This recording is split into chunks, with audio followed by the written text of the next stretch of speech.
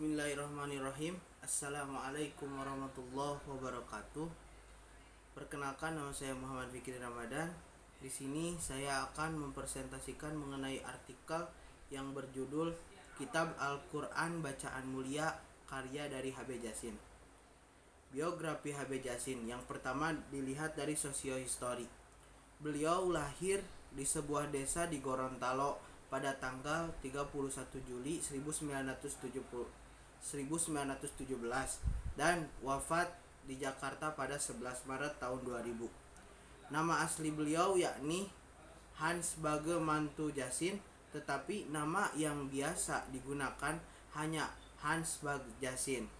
Hans adalah nama yang diberikan kedua orang tuanya, sedangkan Bagwe adalah diambil dari nama sang ayah. Nah, ayahnya bernama Bagwe Mantu Jasin dan ibunya bernama Habibah Jaud sejak kecil. H.B. Jasin dibesarkan di tengah keluarga yang taat beragama. Ia merupakan anak kedua dari 6 bersaudara.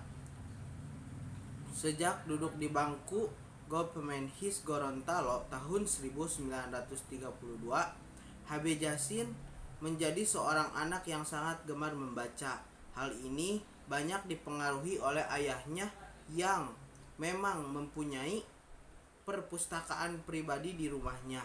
Maka tak heran sejak kecil H.B. Jasin telah banyak mengonsumsi buku-buku orang dewasa milik ayahnya. Yang kedua dilihat dari pendidikan.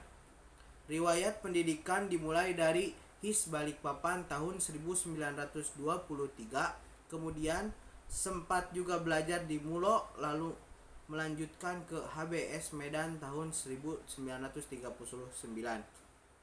Nah, di tahun 1957 di Fakultas Sastra Universitas Indonesia Jakarta atas pengabdian dan prestasi yang diperolehnya. Universitas Indonesia memberikan gelar doktor kehormatan pada tahun 1975 kepada beliau. Ia adalah seorang dari 16 pegawai yang ditugaskan belajar di Amerika Serikat sesuai dengan surat keputusan Perdana Menteri Republik Indonesia pada tanggal 17 Agustus 1958. Nah, ia pergi ke Uni Soviet dan Cina melalui jalur beasiswa. Dalam buku Sastra Indonesia sebagai warga sastra dunia, Jasin mendapatkan pengakuan yang beragam dari berbagai pihak. Jasin adalah tokoh yang sudah tidak asing lagi dalam kesusastraan Indonesia. Adapun karya dari beliau yakni sepanjang petualangannya dalam dunia tulis-menulis, khususnya yang berkaitan dengan sastra, dia menghasilkan banyak karya yang diperhitungkan pada masanya dan masa setelahnya. Di antaranya ada buku yang berjudul dengan angkatan 45, terus Tipe Penyair dan Daerahnya, Kesusastraan Indonesia Modern dalam Kritik dan Esai, Heboh Sastra, Gema Tanah Air, Kesusastraan Indonesia di Masa Jepang, Khairil Anwar dan sebagainya. Nah, di samping itu H.B. Jasin juga menulis beberapa karya terjemahan yang ditulis oleh beberapa penulis asing yang terkenal seperti Max Havelaar, Al-Quran Bacaan Mulia, Terbang Malam, dan Api Islam. Nah, selanjutnya sejarah penulisan kitab tafsir Bacaan Mulia. Penulisan Al-Quranul Karim Bacaan Mulia ini berawal ketika H.B. Jasin meninggal dunia pada 12 Maret 1962. Jasin sangat terpukul atas kepergian istrinya. Hari-harinya menjadi sepi dan lebih banyak ia luangkan untuk membacakan kitab suci Al-Quran. Nah, beberapa tahun setelah berkabung atas meninggalnya sang istri, kemudian Jasin pergi ke Belanda. Di negeri kincir angin itu ia merumuskan kitab suci hingga pada tanggal 7 Oktober 1972 ia mulai mengerjakan puitisasi terjemahan Al-Quran.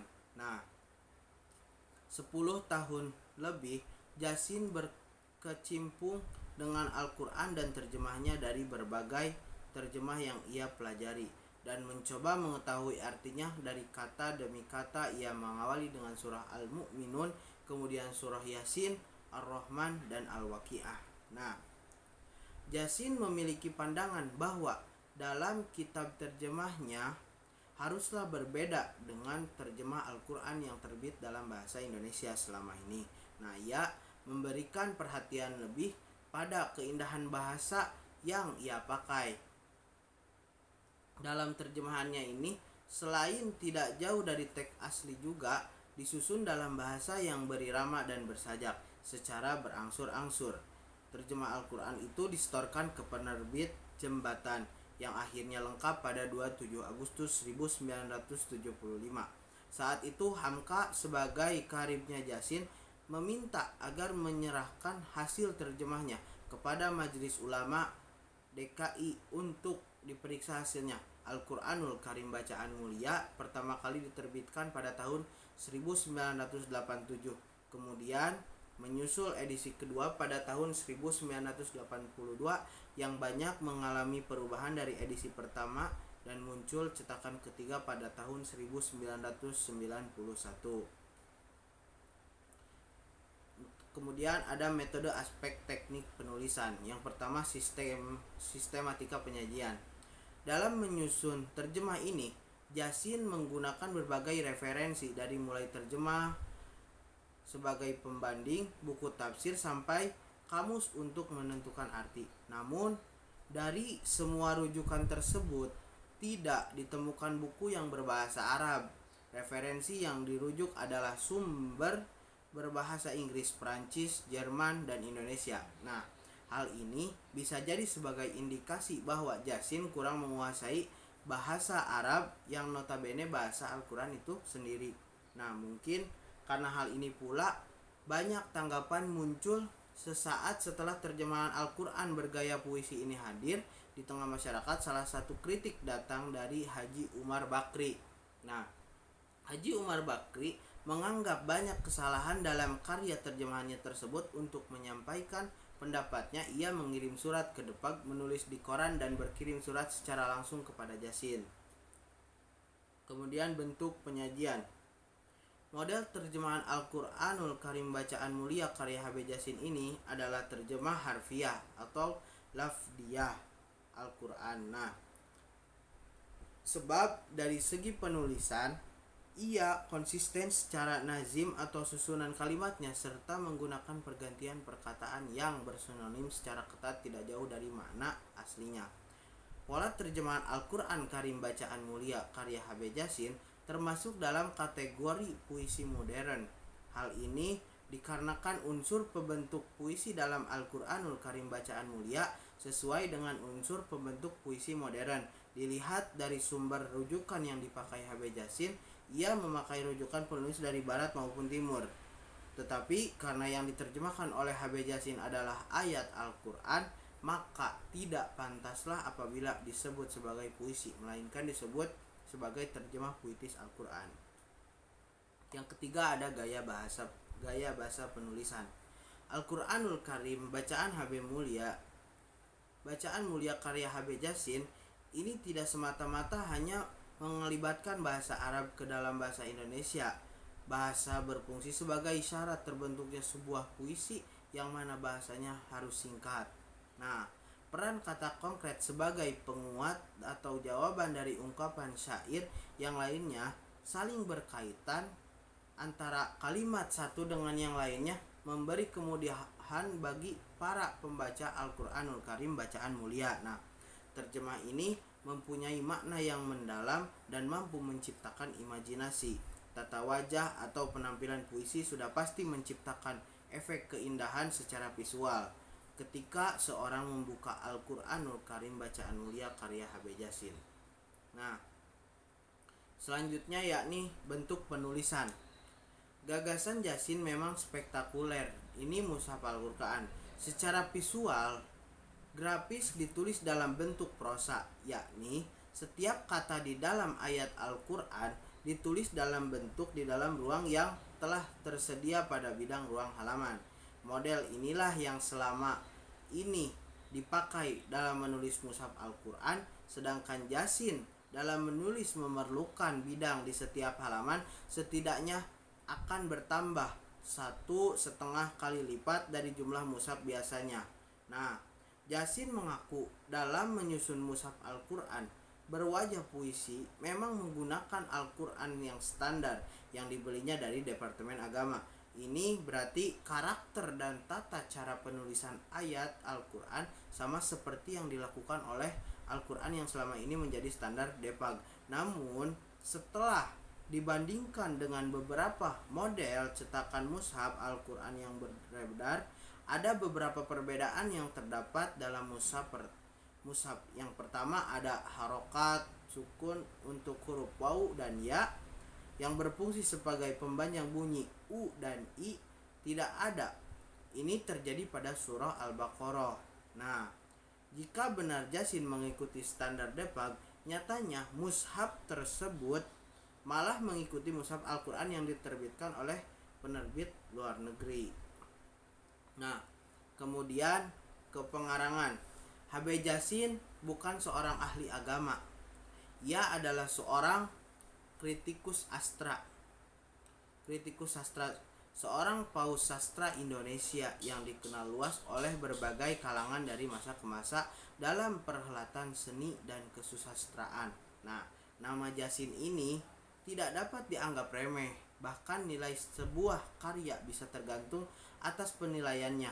Tapi lain hal dalam bidang agama, Yasin hampir tidak pernah disebut sebagai ulama atau sekedar mendalami ilmu agama Islam. Nah, maka ketika Habib Yasin berniat menerjemahkan Al-Quran, umat Islam di Indonesia geger dibuatnya. Nah, namun sebagaimana lazimnya bahwasanya seorang bila ingin menerjemahkan Al-Quran harus dengan syarat-syarat tertentu seperti yang sempat diungkapkan oleh Umar Bakri, yakni penerjemah harus mampu memahami bahasa Arab mulai dari nahwu, sorof, balaghah, ilmu ma'ani dan sebagainya. Hal tersebut adalah syarat mutlak untuk dapat menerjemahkan Al-Quran. Ditambah lagi seorang itu harus memiliki pengetahuan yang luas seputar Islam. Selanjutnya yakni metode aspek hermeneutik. Yang pertama ada metode tafsir. Karya Habib Yasin ini tidak ada bedanya dengan Al-Quran dan terjemahannya yang diterbitkan oleh Departemen Agama. Nah, di sisi kanan halaman ada teks Al-Quran dalam tulisan Arab tentunya, dan di sisi kiri terjemahannya berbedanya adalah gaya terjemahannya. Nah, terjemahan terbitan Depag dikerjakan oleh para pakar tafsir dan sastra Arab terkemuka di Indonesia. Hasilnya bahwa sebuah terjemahan yang biasa layaknya terjemahan buku bahasa Arab ke bahasa Indonesia. Nah, dalam menerjemahkan Al-Quran, Yasin menggunakan pendekatan kebahasaan. Yasin menggunakan gaya terjemah bahasa Indonesia yang sangat berbeda dari karya-karya yang ada. Nah, dia tertarik untuk menciptakan terjemahan bahasa Indonesia yang puitis dan menunjukkan keindahannya seperti keindahan yang dimiliki dalam bahasa Arab. Nah, bagian terakhir dari surah An-Najm, dia menekankan kata terakhir dan setiap ayat yang membangkitkan jiwa. Upaya-upayanya dimaksudkan untuk menunjukkan ketinggian nilai sastra bahasa Indonesia dan untuk menyajikan Al-Quran dalam bentuk dan gaya yang lebih baik dari terjemahan-terjemahan lainnya. Yang kedua ada corak atau nuansa tafsir. Yang dimaksud dengan nuansa tafsir adalah ruang dominan sebagai sudut pandang dari suatu karya tafsir. Misalnya nuansa kebahasaan, teologi, sosial, kemasyarakatan, fikih dan lain-lain. Nah, nuansa tafsir dapat disebut juga dengan corak tafsir karena dari corak yang dominan inilah sebuah karya tafsir yang satu dapat dibedakan dengan karya tafsir lainnya sebagai kitab penerjemah Al-Quran. Nah, Yasin dapat dijelaskan dalam beberapa poin sebagai berikut. Yang pertama, menggunakan pola tartib mushafi. Artinya, Habib Yasin menerjemahkan Al-Quran dimulai dari surah Al-Fatihah sampai dengan surah Al-Ikhlas. Yang kedua ada pada halaman pertama surah Al-Fatihah itu Yasin memberi hiasan kaligrafi surah Al-Alaq ayat 1-12 dalam pola pintu yang sisi atasnya berbentuk bundar. Tidak ada keterangan lebih lanjut mengenai hal ini. Dekorasi semacam ini ditemukan pada setiap awal juz. Nah, kemudian ada pendekatan tafsir. Ulama Nusantara dalam menulis ataupun menyusun sebuah kitab tafsir tentu saja harus memiliki sumber rujukan yang dilakukan sebagai bantuan dalam menyelesaikan sebuah karya tafsir. Nah, suatu karakteristik tafsir dilihat dari 3 kategori utama, yaitu sumber dan metode yang digunakan serta intijah yang nampak dari hasil penafsirannya. Keberadaan sumber dapat menentukan kategori suatu tafsir disebut tradisional atau rasional. Nah, penafsiran terhadap Al-Quran inilah melalui pergulatan panjang yang penuh intensitas itu tentu saja tidak mudah direkonstruksi kembali. Namun, perlu disadari bahwa setiap metode di samping memiliki kelebihan atau memiliki pula kekurangan. Nah, terus ada analisis lokalitas dalam tafsir. Setelah dilakukan analisis terhadap Al-Quran Karim Bacaan Mulia karya HB Jasin, didapatkan beberapa keterangan. Yang pertama, 1.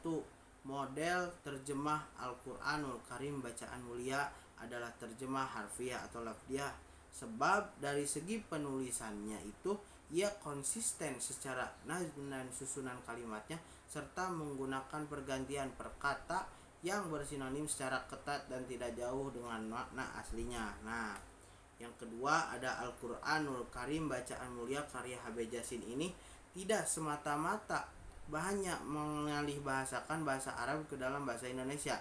Nah, pemadatan bahasa ini berfungsi sebagai ayat syarat terbentuknya sebuah puisi yang mana bahasanya harus singkat. Nah, kutipan ini tidak langsung yang pernah penulis dengar dari Buya Hamka bahwa ketika seorang hendak menulis namun takut salah, maka tidak akan pernah jadi tulisan itu. Nah, menerjemahkan Al-Quran adalah hal yang wajar, sebab teks asli Arab yang telah diterjemahkan ke bahasa lain pasti telah berubah, tidak akan sama lagi artinya, karena di setiap negara mempunyai tradisi dan budaya yang berbeda dengan Arab. Nah, terlebih Indonesia yang memiliki perpaduan antara budaya lokal, timur, dan juga barat. Sangat disayangkan karya HB Jasin ini, Al-Quranul Karim Bacaan Mulia, yang begitu fenomenal tidak dicetak ulang kembali oleh HB Jasin, seorang sastrawan dan bukan ahli tafsir, tetapi ia membuktikan bahwasanya kecintaannya terhadap Al-Quran. Nah, jadi bisa disimpulkan bahwasanya kemunculan Al-Quran Bacaan Mulia ini merupakan karya yang berharga karena berhasil memperindah makna-makna Al-Quran, sehingga dengan membacanya akan semakin jelas maknanya yang dikehendaki oleh pembacanya, terutama bagi mereka yang mencintai dunia sastra. Dari sebuah naskah dapat dibuat beberapa penafsiran yang berbeda kualitasnya. Dengan kata lain, dari sebuah naskah seseorang dapat menghasilkan tafsirannya yang kaku, biasa, atau terjemah puitis. Begitulah yang bisa saya sampaikan, kurang lebihnya mohon maaf. Wabillahi taufiq wal hidayah. Wassalamualaikum warahmatullahi wabarakatuh.